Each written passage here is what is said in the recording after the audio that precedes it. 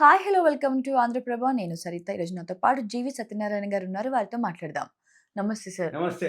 Right. ఇప్పుడు మనకి market అనేది డౌన్ అయిందని వింటున్నాం సార్. అయితే దీని మీద ఈ గోల్డ్ రేట్స్ ప్రభావం కానీ, లేకపోతే ఈ వెనెజులా దాడుల ప్రభావం కానీ, లేదా ఈ ఇరాన్ గొడవలు గానీ, లేదా ఈరోజు అయ్యే సుప్రీం కోర్ట్ జడ్జ్ ప్రభావం గానీ, ఇవేమైనా పడే అవకాశాలు ఉన్నాయా? అలాగే మార్కెట్ ఏ రేంజ్ నడుస్తుంది?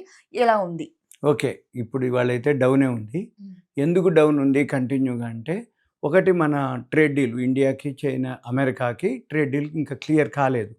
అయ్యేంత వరకు మన మార్కెట్లు అస్థిరతల్లోనే ఉంటాయి. అంటే జనరల్గా ఏం జరుగుద్ది అంటే, ఇవాళ బుధవారం NSE weekly settlement opening day.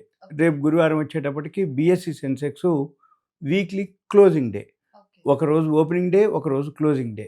మళ్ళీ ఫ్రైడే వచ్చేటప్పటికి BSE Sensex weekly opening day. Monday neutral.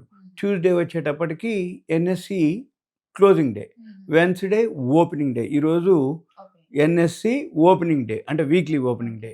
అయితే ఒకరోజు షార్ట్ కవరింగ్, ఒకరోజు ప్రాఫిట్ బుకింగ్ జరుగుతూ ఉంటుంది. ఓవరాల్గా ఈ ట్రేడ్ డీల్ అయ్యేంత వరకు, అంటే మనం ఎక్స్పోర్ట్స్ తగ్గిపోయినాయి. ఎలా ఈ అమెరికా మనకి ట్రేడ్ డీల్ కాలేదు ఇంకా.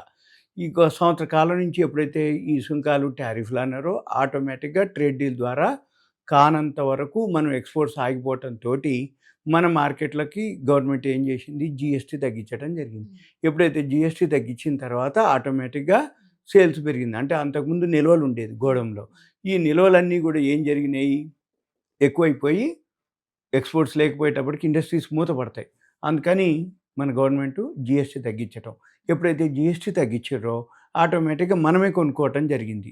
మనమే కొనుక్కోవటప్పటికి అవన్నీ క్లియర్, అంతవరకు ఓకే. ఇక మళ్ళీ ఏంటిది, వడ్డీ రేట్లు తగ్గించారు. రిజర్వ్ బ్యాంక్ వడ్డీ రేట్లు తగ్గించేటప్పటికి రియల్ ఎస్టేట్ సెక్టార్కి బాగా డెవలప్మెంట్ ఉంటుంది. అంటే ఏంది, ఎవరైతే ఈఎంఐలు తగ్గుతూ వస్తాయి కాబట్టి రియల్ ఎస్టేట్ సెక్టార్ బాగా పుంజుకోవటం జరిగింది. అంటే ఏంది, ఒకటి వడ్డీ రేట్లు తగ్గటం, ఈఎంఐలు తక్కువతో ఉండటం, జిఎస్టీ తగ్గటం, దాంతో మన మార్కెట్లు పాజిటివ్లోనే ఉన్నాయి ఇప్పటి వరకు. మళ్ళీ ఇప్పుడు ఇరాను తోటి మనం ఇంకా 25% పే చేయాలనటం, సుంకాలు, టారిఫ్లు.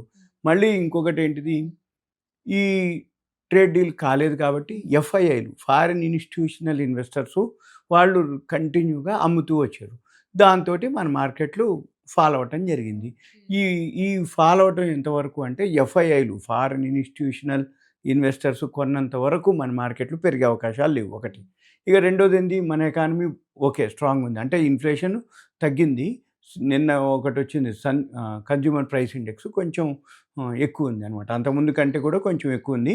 ఓవరాల్గా మనం తక్కువలోనే ఉన్నాం అనేది వార్త అనమాట. అయితే ఇప్పుడు Q3 ఉంటుంది. జనరల్గా మనకి ప్రతి సంవత్సరం 4 క్వార్టర్లు ఉంటాయి. April, May, June, July, August, September, October, November, December, జనవరి, ఫిబ్రవరి, మార్చి.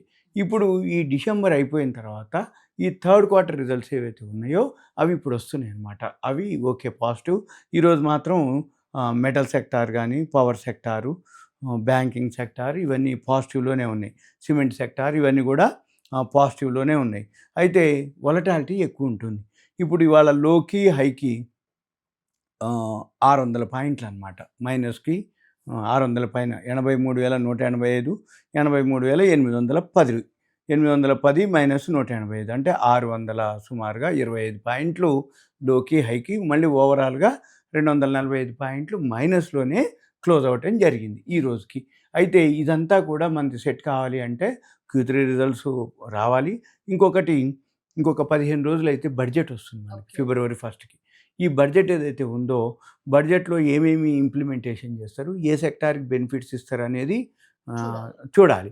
దాన్ని బట్టి మన మార్కెట్లు వీటన్నిటికంటే కూడా ఈ సుంకాలు, టారిఫ్లు, ఎఫ్ఐఐలు, ఇంకా ఇప్పుడు అమెరికాలో ఏదైతే ఇవాళ సుప్రీంకోర్టు జడ్జిమెంటు, ఇవన్నీ కనుక అయిపోతే ఆటోమేటిక్గా మన మార్కెట్లు పాజిటివ్లోనే ఉంటాయి. మన మార్కెట్లకి ఎటువంటిది క్వశ్చన్ లేదు. ఎందుకంటే ఇన్ఫ్లేషన్ తక్కువలోనే ఉన్నాం, జీడిపి పాజిటివ్లోనే ఉన్నాం. ప్రపంచ దేశాల్లో ఉదాహరణకి ఏ దేశంతో చూసినా కానీ, అంటే వాళ్ళు ఎప్పుడు కూడా, ఇప్పుడు అమెరికా ఉంది, ప్రతిరోజు ఏదో ఒక ఇష్యూ, అంటే వెనిజులా అని, ఇరాన్ అని, ఇట్లా దాడులతోటి ఉంది.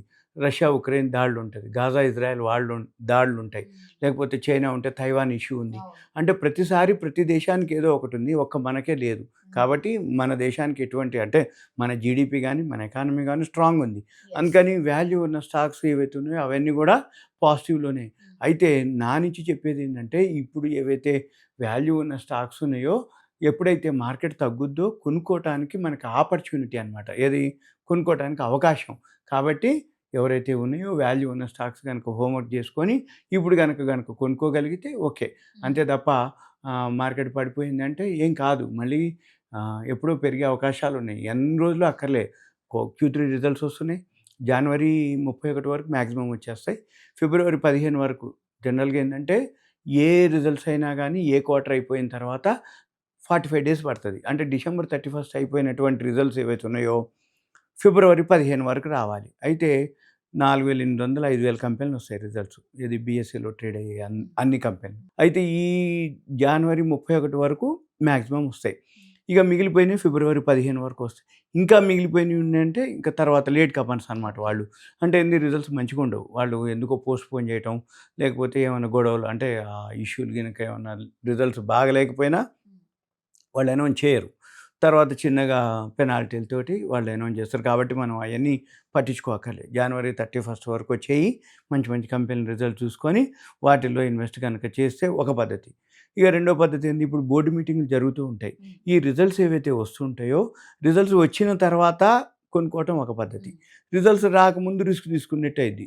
రిజల్ట్స్ రాకముందు కనుక రిస్క్ తీసుకోవటం అంటే ఏంది, పెరుగుతుందని కొనుక్కోవటం, తర్వాత పడిపోవటం కనుక జరగవచ్చు. కాబట్టి రిజల్ట్స్ కనుక వచ్చిన తర్వాత అయితే 3 క్వార్టర్ల రిజల్ట్స్ వచ్చేసి ఉంటాయి. అంటే ఇప్పుడు థర్డ్ క్వార్టర్ నడుస్తుంది. ఈ థర్డ్ క్వార్టర్ రిజల్ట్స్ కనుక అయిపోయినాయి అనుకోండి, 3 క్వార్టర్ రిజల్ట్స్ ఎట్లా ఉన్నాయో తెలిస్తే యాన్యువల్ కూడా రిజల్ట్స్ తెలిసిపోతుంది. దాన్ని బట్టి ఆ కంపెనీలో ఇన్వెస్ట్ చేస్తే ఏప్రిల్ మేకి మంచి రిటర్న్స్ వస్తాయి. వాల్యూ ఉన్న స్టాక్స్ని మనము అంటే డయాగ్నోస్ చేయాలి, అబ్జర్వ్ చేయాలి. అంతే. ఇంత సింపుల్గా చేస్తే అది. Thank you sir. Thank you so much. Thank you.